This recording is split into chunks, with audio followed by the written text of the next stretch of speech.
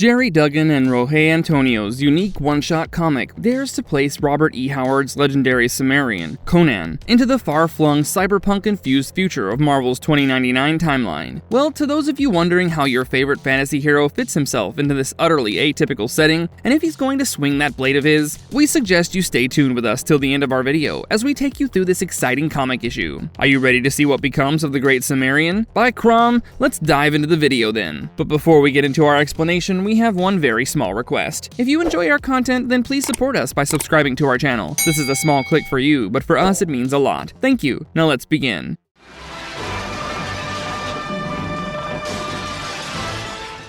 Exploring Conan's journey to 2099. Gerry Duggan's version of Conan is a very different character from the hulking, brooding barbarian, who either resorts to his sword or battle axe in order to chop his way out of problems. The Conan we're dealing with surprisingly uses his brains as well as his brawn. In short, it's fitting to admit that Duggan's Conan is incredibly well thought out and also quite compelling, if we may add. As for the comic, there's no denying that it's nothing short of a visual treat, all thanks to Duggan's masterful script, Rogê Antônio's spectacular artful setting, and Eric Arciniega's vibrant colors. Well then, without any further delay, let's take a plunge into this fun, satisfying read that's packed to the brim with captivating characters and intriguing plot twists.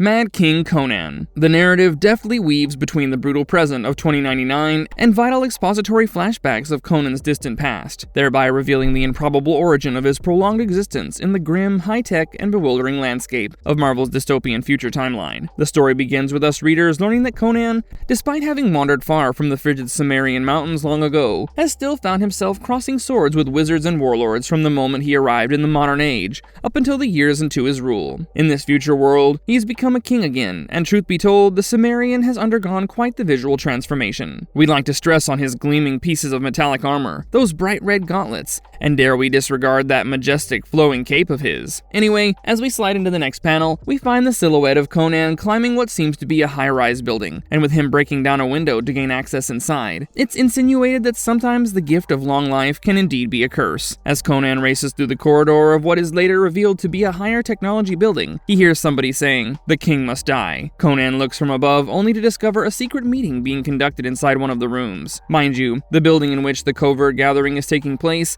is situated on the outskirts of King Conan's province. Tlaloc, one of the rulers of the futuristic civilization in 2099, is the one to have made the earlier statement, and is further seen telling other members of the meeting that together they're going to revolt against the Mad King Conan, and bury him in a place where no one will be able to find him, ever. The remaining conspirators seem to be on board with the idea, and they salute Tlaloc as their king with enthusiasm. Conan barges in unexpectedly, much to the shock of Tlaloc in particular, and wastes no time in striking him with his battle axe, landing a fatal blow on his head. The remaining schemers charge at Conan, only to end up making the barbarian king even more enraged. As Conan bends down to pick up the laser sword of one of the deceased conspirators, he commands someone to shut up. While this has the other subversives pointing out that Conan is speaking to the air again, the warrior king positions himself for an attack and says aloud again, this time apparently to a woman that he's fighting. Of course, we don't find any woman there, and Conan is seen swiftly dispatching the rest of his enemies. The Cimmerian also makes a clear statement. Even in a world dominated by high technology and new rulers, his barbarian spirit remains untamed and victorious.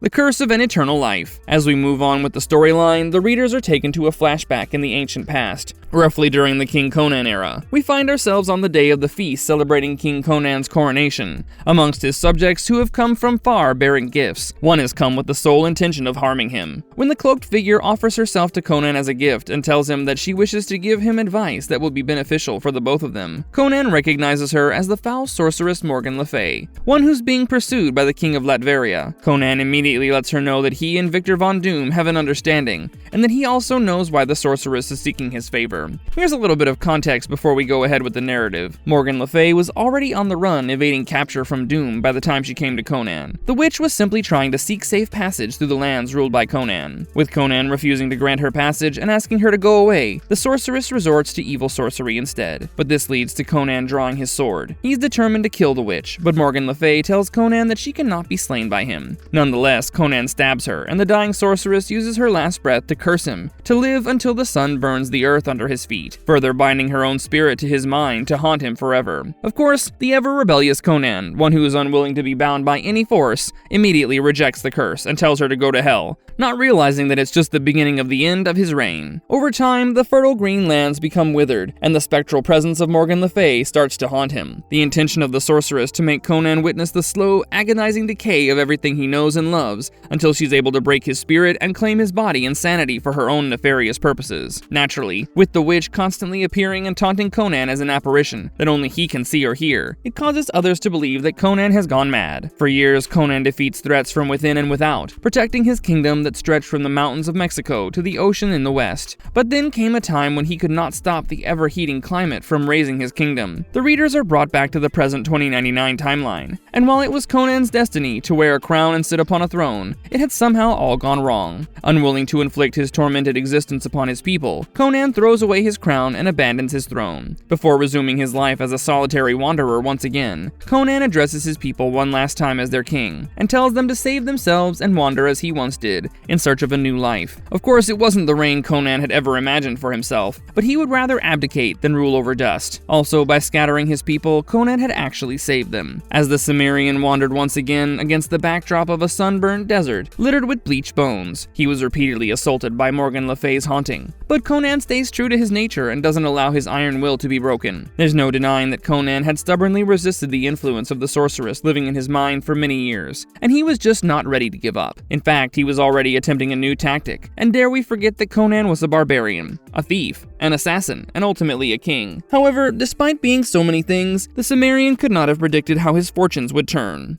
A Nova Corpsman, the Cosmic Helmet, and the Citadel. Conan's seemingly endless wanderings led him to stumble upon a pivotal discovery, the wreckage of a crashed Nova Corps starship. Amidst the debris, Conan found a dying Nova Corpsman, who, in his final moments, entrusted his helmet to Conan, and asked him to return it to the Nova Corps. Conan, in spite his barbarian origin, had a strong sense of honor, so after quickly decapitating a wolf that was drawn there by the scent of the Nova Corpsman's blood, he took it upon himself to return the helmet to its rightful place. Conan traveled for weeks walking towards the sprawling city on the Western Ocean, and needless to say, all this time, he was accompanied by the spectral sorceress and her non-stop reminders of how the duo are bonded together. In fact, there came a time when Conan secretly took a handful of earth and put it inside his waist pouch. With Conan making it to the city of Los Angeles, Morgan Le Fay told him to head back, but Conan knew exactly what he was doing. Having walked for days in the city, he managed to lay low from work tribes that attempted to recruit him, as well as cults that tried to slay him. And that's not all. He was even successful in almost avoiding the private police force known as the Public Eye, but his luck ran out when he caught their attention. Determined not to be caught, Conan fled from there, and after a brief chase, he made it inside the Nova Corps Citadel Tower, only to find it in ruins. But Conan was not one to give up so easily.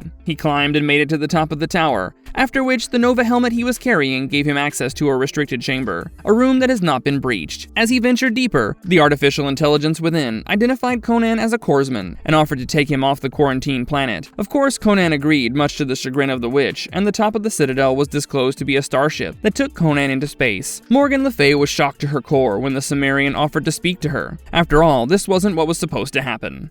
Freedom from the curse. When Conan ordered he be taken closer to the sun, the artificial intelligence stated to him that doing so could exterminate him. Conan specified his reason. A contagion dwelled within him and he wanted to get rid of it. As soon as the artificial intelligence initiated the purification protocols, and the spaceship hurtled toward the sun, Morgan Le Fay realized what was going to happen. By then, Conan had already placed the earth he had brought along with him beneath his feet, and the witch was completely in denial. After all this time, how could she lose? She was beyond confident about driving Conan absolutely crazy, but judging by the current situation, she had lost. As the craft approached the sun, the extreme heat of the sun melted the earth that Conan had brought along with him for that very purpose, thereby making the spectral form of the witch writhe in agony and ending her curse. The sun disintegrated the ship, and as for the barbarian, he survived, all thanks to the super abilities of the Nova helmet. The issue ended with Conan floating through the vacuum of space, forever changed. The cosmic barbarian was ready for his next adventure, a quest for a new crown.